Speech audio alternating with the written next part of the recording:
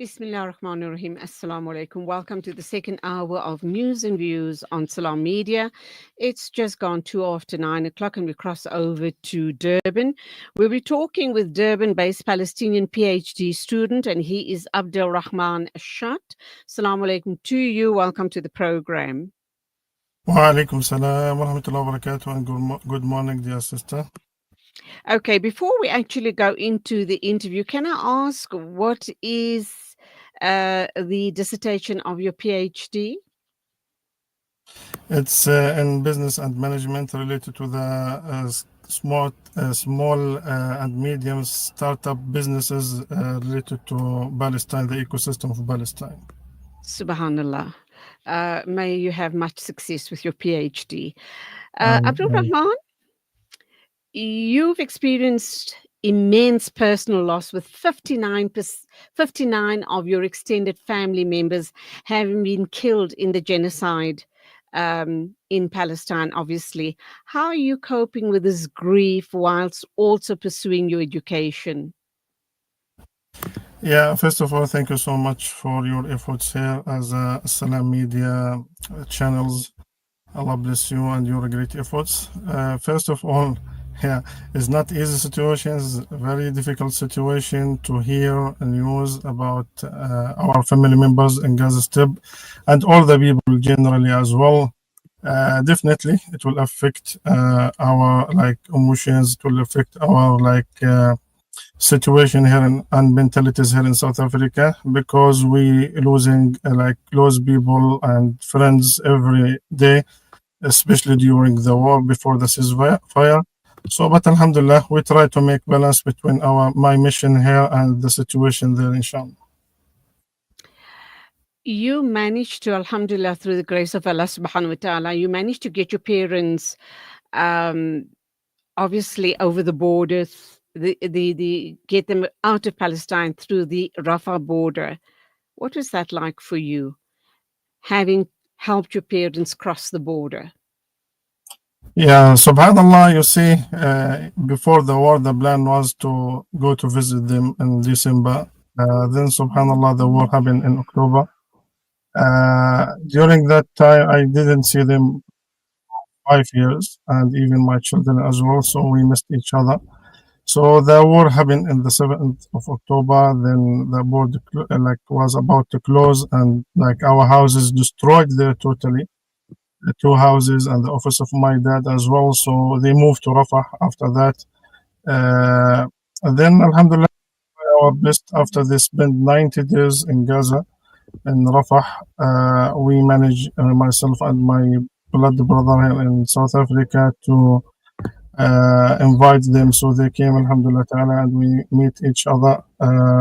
So it was very critical situation, especially they are old and they are not able to manage to sit in a tent and all of that. So Alhamdulillah, we meet them and they are with us now, Alhamdulillah. But it was very difficult time. During that time, you can imagine how I can feel how the other Palestinians those are in overseas, how they feel towards their parents and towards their family members in Gaza.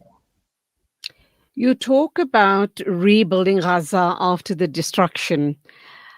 What kind of help do you think is most urgently needed right now to start this process? We're hearing about families going to squat next to demolished buildings or bombed out buildings, which was once their homes.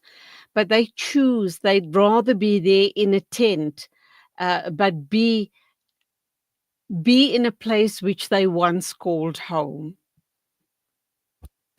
Yeah, actually, everything is needed there in Gaza, because after the ceasefire, the families back from south to north, and actually they found nothing. They don't have homes, they don't have houses, they don't have schools, they don't have any kind of the basics are not there. So all colors of support are needed there, inshallah, to allow people of Gaza to stand again and to complete and carry their mission, inshallah ta'ala, in a good way. So all kind of support are needed, inshallah ta'ala, there by the community of the Muslims overseas, over the world.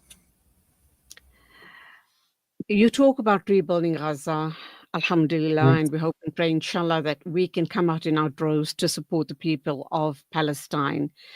But you might have come across the report that Donald Trump had made yesterday, suggesting very arrogantly that Egypt and Jordan um, take the Palestinian people, the people of Gaza, so that they can flatten Gaza completely and clean it out. Because he's saying that the place is not suitable or tenable for people to actually live there. As a Palestinian, how do you respond to that arrogant statement of Donald Trump with his very white supremacist views? You see, let Trump and his people say what he would like to say. At the end, we are the owners of the land, you see, and this is our land. And let him plan, let him do what he would like to do. But at the end, we are the decision makers. We are the owners of this land. And you see, the people, they cannot leave the land. This is not, he's speaking theoretically, but practically, there is very strong linkages between the souls and the people there and the land. So yeah, we are aware about all these plans to evacuate or to take the people of Gaza out, so it will be like empty, so the Jewish and the people they can play there. But at the end, this is part of our religion. This is part of our aqidah. This is part of our blood. So no one can like release us and evacuate the Gazan people from their land. Inshallah.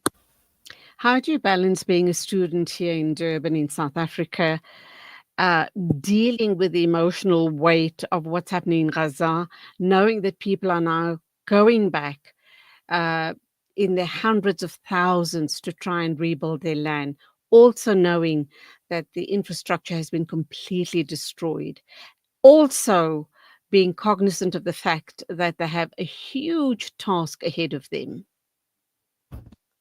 You see, to make balance between the study and while you are overseas and the situation in Gaza is not easy mission.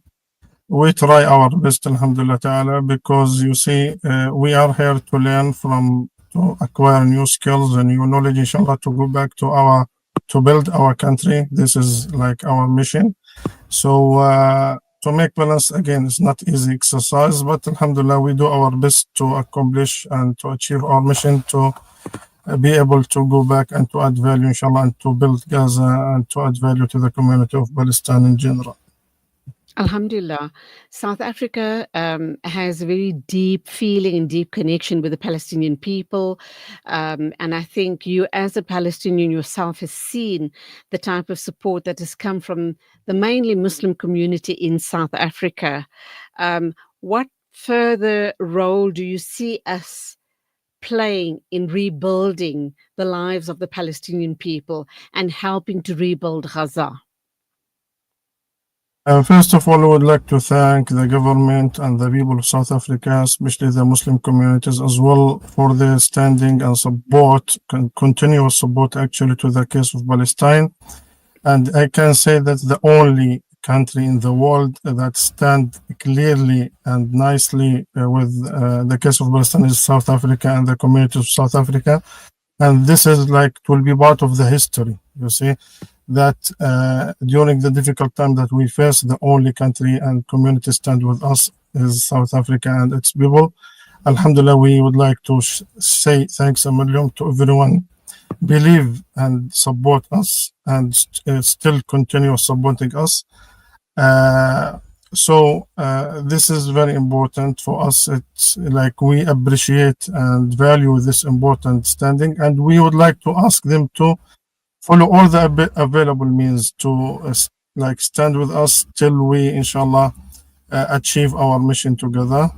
So we ask them to to support all the like the people there with education, with construction, with health support, all kind of support are needed there, inshallah, and we hope the community of South Africa they will support us as well. Clearly, this genocide, which none of us expected in the 21st century, for something like this to play out again in this modern 21st century, and yet the genocide happened, and yet the world looked on without any assistance to the wholesale slaughter and ethnic cleansing of the Palestinian people.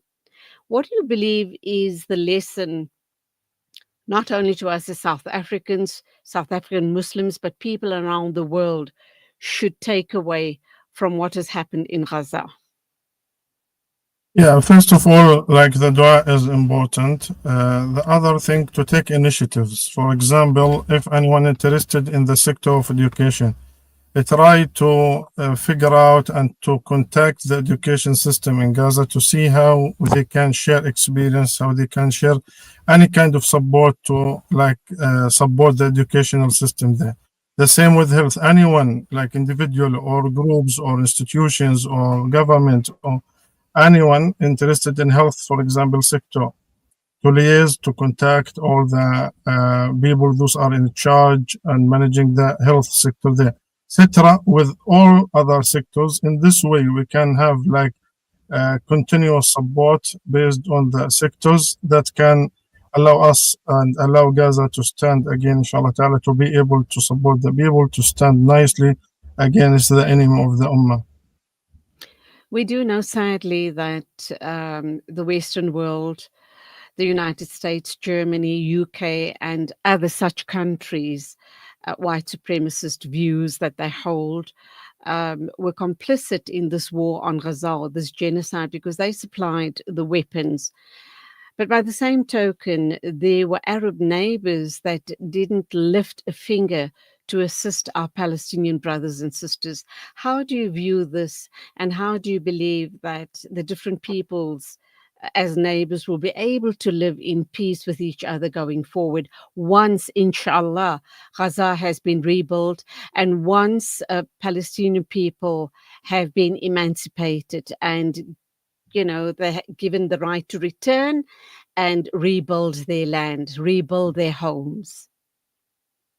Yeah, actually, supporting Gaza is not like country responsibilities or countries. It's Ummah responsibility. Anyone in the world or anyone believe in peace has to support Gaza, not based on the countries. This is individual like responsibility. Anyone he has responsible. Allah Azza wa Jal put the Palestinian people in the first line to stand against this enemy. Because Allah Azza wa Jal rely on the Palestinian people. So now my responsibility as a Muslim, anywhere I am, where I am, I have to support all the Palestinian people with all the available means, inshallah ta'ala, to be able to stand again and again. So we don't rely on like countries or governments. We rely on the sound of the Ummah, the action of the Ummah, inshallah, over the world. Abdelrahman Shat, a Durban-based Palestinian, you're doing your PhD currently in our country. Alhamdulillah, you are here, but you are still raising your voice in support of our Palestinian brothers and sisters. You keep it up. May Allah subhanahu wa ta'ala accept all your efforts, and may we continue supporting the Palestinian people. Keep well. Assalamu alaikum to you. Alaikum salam wa rahmatullahi wa barakatuh. Thank you so much. 9:15 News and Views on Salam Media. Time for an ad break, and when we come back, we will continue the show with your input, of course, to become a part of the conversation.